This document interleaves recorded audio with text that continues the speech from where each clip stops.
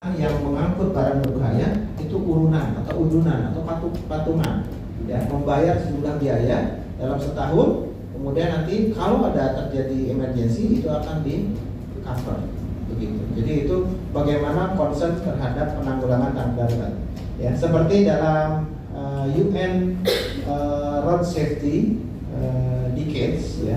Jadi UN itu juga memberikan tahapan bagaimana road safety itu ditekan, ya, kecelakaannya. Itu salah satunya adalah emergency response elemennya, begitu. Terlalu cepat atau terlalu lambat nih saya menjelaskannya? Pas hari Sabtu, ya. Pas Sabtu. Udah pada main belum sih? Belum ya? Main di hotel. Main di hotel. Besok di Minggu ada kelas lagi, ya. Besok siapa ya? Pertamina. Oh, maksudnya oh, praktek. Baik. Mungkin nanti saya akan jelaskan satu sisi bagaimana best practice untuk yang pernah saya ketahui, ya, di Shell Indonesia atau di Shell Internasional. Baik, ini kemudian saya insiden investigator. Kalau kemarin ada Dr. Pusnendi, ada ya? Ada, beliau adalah ahlinya juga di KNKT. Tapi kalau saya hanya sebagian kecil dari investigator. Investigatornya dengan metodenya yang aneh. Ya.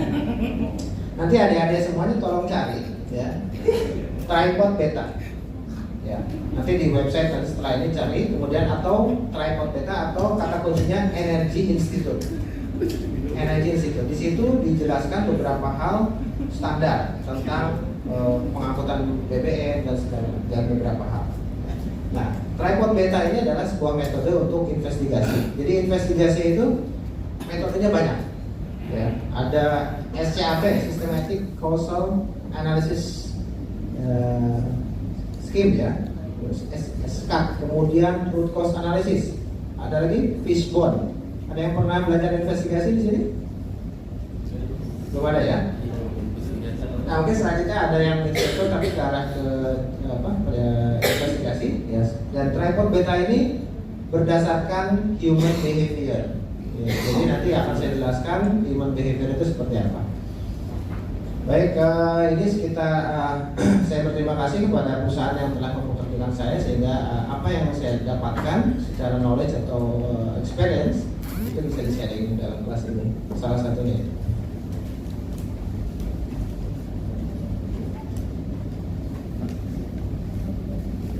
Ini untuk internal saja, ya. Sebetulnya memang ini properti dari Shell Internasional.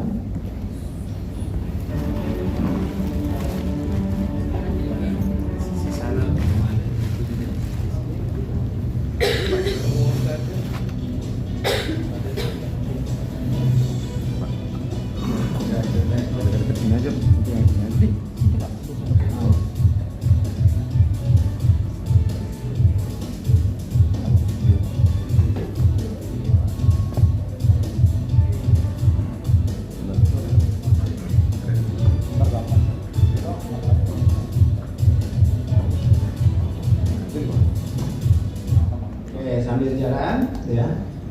Adik-adik ada yang sudah tahu as low as reasonably practicable enggak? No.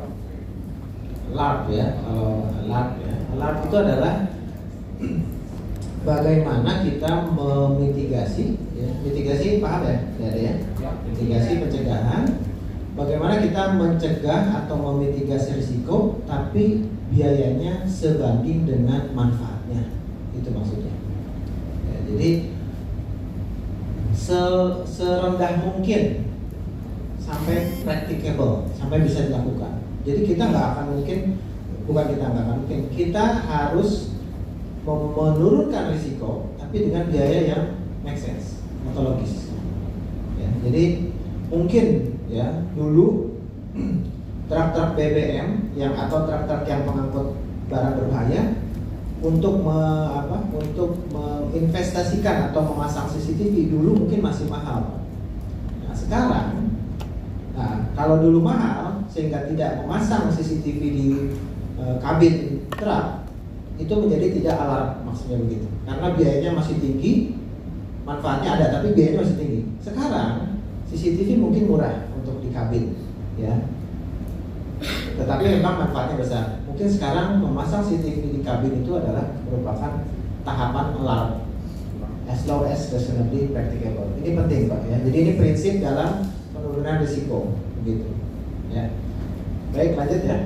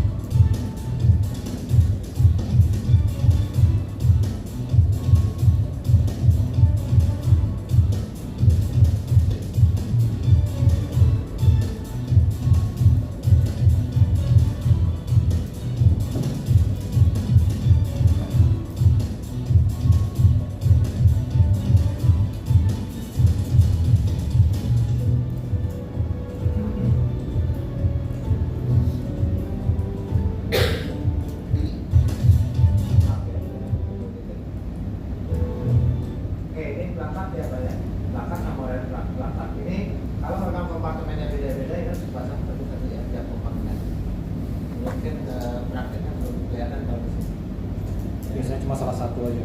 Salah satu.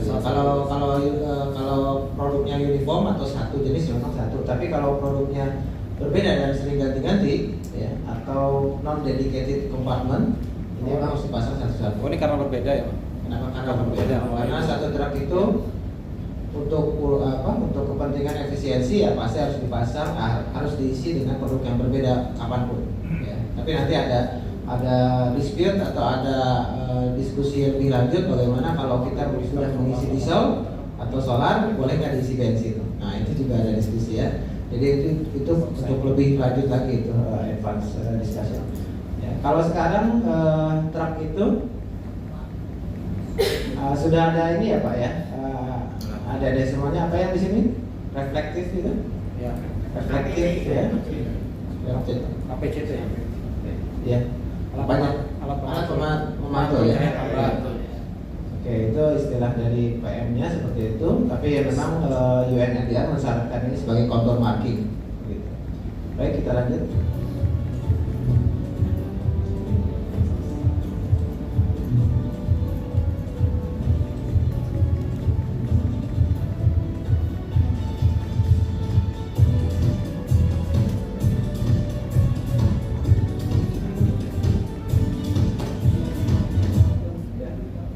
Ini elemen-elemen penting dalam road safety, bapak dan ibu-ibu dan adik-adik semuanya. Jadi leadership dan komitmen itu penting. Jadi pemimpin perusahaan lokal ataupun internasional itu harus berkomitmen menurunkan tingkat kecelakaan. Ada yang tahu tingkat kecelakaan di Indonesia tahun 2019 lah, karena 2020 sama 2021, 2022 belum keluar datanya. Berapa ratus ribu kecelakaan atau berapa puluh ribu, ada yang tahu? 125.000. Nah, kurang lebih sebegitu ya Pak ya. Tetapi angka kecelakaan meninggal dunia turun, tapi injury-nya memang tetap masih naik ya. Jadi yang pertama adalah komitmen, ya, begitu. Mungkin ada semua paham nggak kira-kira komitmen apa ya? Atau ada yang sudah berkomitmen di jarinya? Jadi memang penting ya. Jadi komitmen tadi ada yang tahu misi artinya apa misi? Mungkin saya sambil duduk ya. Misi artinya apa? Tujuan. Ya, tujuan cita-cita ya. Nah, tujuan cita-cita. Kemudian visi apa Pak? Diulang. Ini ada dalam ISO 9001 soalnya. Visi apa? Langkah-langkah untuk mencapai misi. Ya, jadi leadership dan komitmen ini harus harus memegang atau merilis misi dan visi. Ya, tanpa ini tidak akan berhasil. Lanjut ya. Ini dihafal atau ini? Silahkan.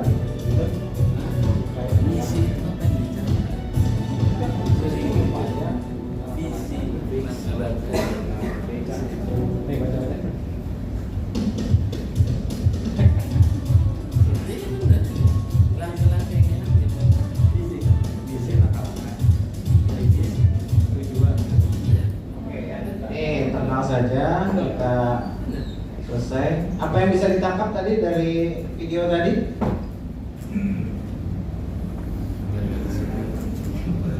Mungkin dari meja ini tadi menangkap informasi apa yang ada di video? Oke, itu teknisnya ya. Terus apa lagi kira-kira? Silakan Mas. Sebagai calon instruktur jangan malu-malu. Nah, dari video tadi apa yang ditangkap? Betul. Nanti ada juga buat instruktur, makan aja. Ada juga. Mas, memang calon itu Silakan. Ada yang ditangkap dari video tadi? Ya Kak, untuk yang saya tangkap dari video tersebut dijelaskan bahwa barang berbahaya itu merupakan barang yang diangkut, yang ketika diangkut dapat menyebabkan bahaya bagi manusia. Oh, tadi slide pertama ya betul. Oke, bagus ya. Yang diambil slide pertama, selanjutnya blank. Saya tahu soalnya. Oke, terus kemudian komitmen ya. Tadi ada beberapa elemen di sana, komitmen sampai yang di ujung itu audit atau assurance. Ya. Jadi kalau misalnya peraturan sudah digelontorkan segala macam, auditnya nggak ada ya masalah. Kita nggak tahu nanti di ujungnya dilakukan apa enggak. Ya, assurance. Nanti calon instruktur harus melakukan assurance bahwa semua perusahaan katakanlah gitu. Ya, harus ada waktu. Tapi nggak tahu saya ngaturnya gimana ya. Tergantung kementerian, silakan. Oke, lanjut lagi. Oh iya tadi ya. Oke.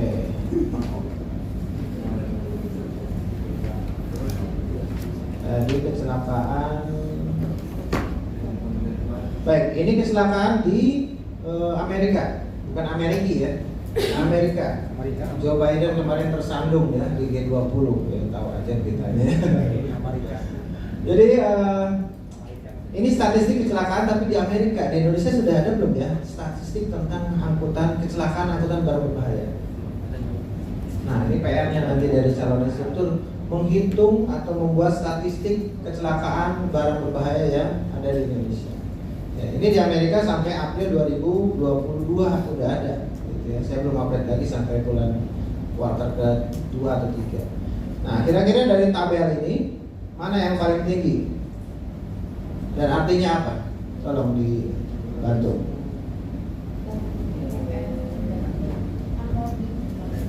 Kecelakaan tertinggi pada saat apa tuh? Fase apa? Bongkar ya. Bongkar. Ya.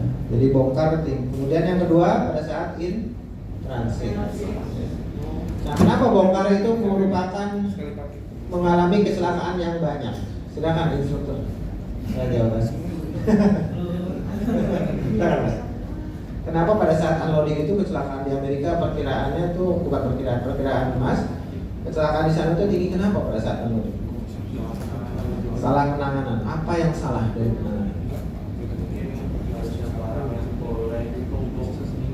Maksimal 5 dia tuh tidak boleh berkepatan ya stabil.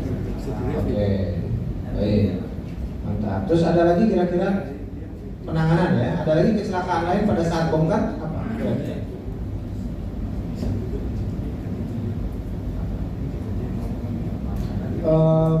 Pernah melihat proses bongkar barang berbahaya kira-kira?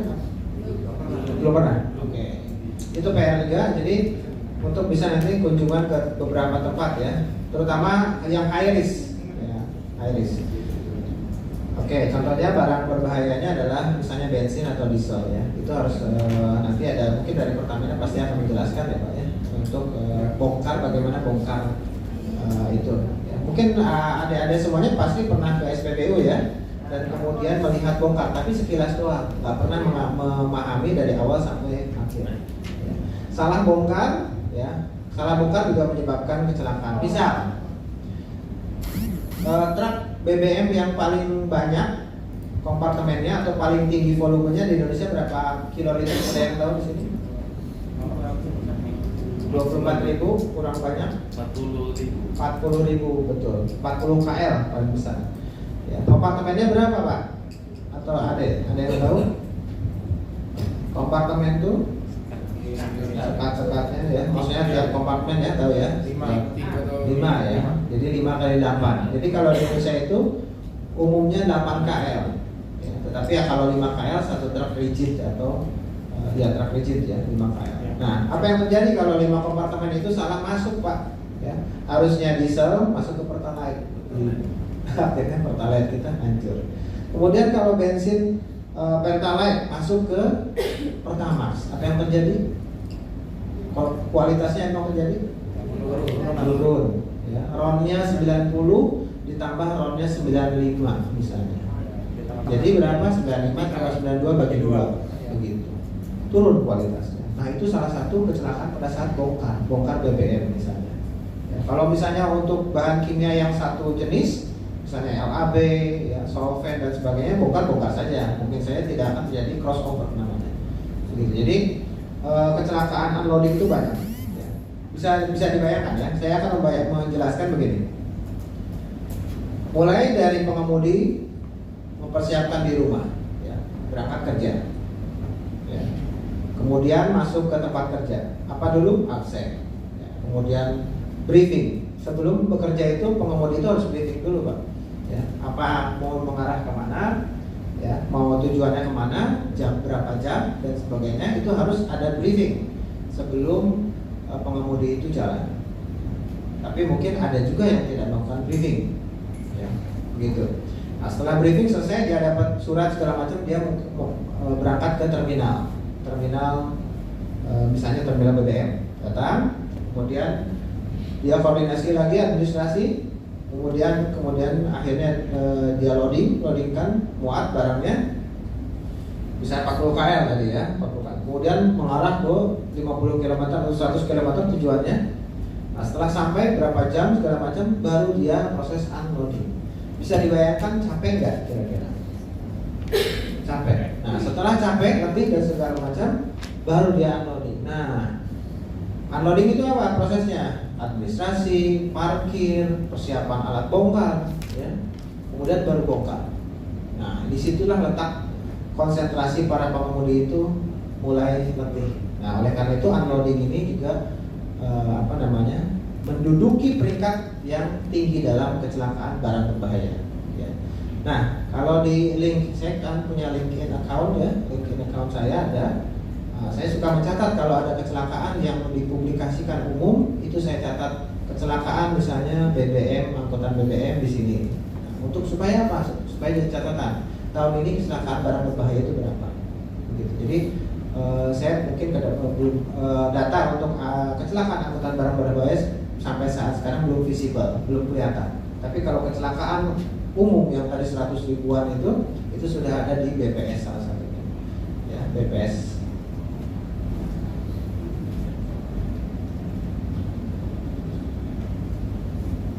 Saya campur materinya dengan keselamatan secara umum ya, Pak ya.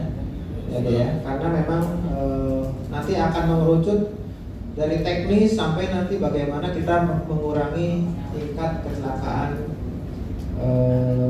road safety atau kecelakaan jalan raya. Ada yang pernah lihat ini? Ya, bisa dijelaskan? Ada yang bisa jelaskan? Silakan menebak saja. Kira-kira apa? Ya, hierarki kontrol. Kira-kira yang atas kontrol apa atau pengendalian apa? Judulnya sini ada risiko ya, risk. Oke, menghilangkan. Kemudian substitusi, mengganti, ya. Kemudian engineering controls, merekayasa betul. Nah, lalu administrative controls, memberikan misalnya prosedur ya, jam kerja dan sebagainya. Nah, kemudian di apa namanya? Istirahat, misalnya contohnya istirahat pengemudi barang berbahaya berapa menit setiap 2 jam? 15. Kalau setiap 4 jam berapa menit? 30. Kira-kira bisa dilakukan tidak? Bisa. Tapi nanti Bapak tanya orang Pertamina ya, yang drivernya ya, bisa nggak? Nah, saya kemarin pernah mengajar dari teman-teman pengemudi Pertamina, belum bisa, Pak. Jujur ini belum bisa. Ya, jadi mereka sampai bilang, tapi ini dalam kelas ini penting ya Pak, karena fakta. Off dulu, ngomong Pertamina. Lagi direkam nih. Iya, ada izinnya nggak nih? Nanti undang-undang ITE lagi. Ini rekam terus ya. Oke baik. Jadi saya Tapi bukan online Pak. Tapi bukan real time. Bukan online Pak. Internal ya Pak ya. Karena ini saya sajikan fakta ya. Ini adalah masalah bukan masalah tiap sektor.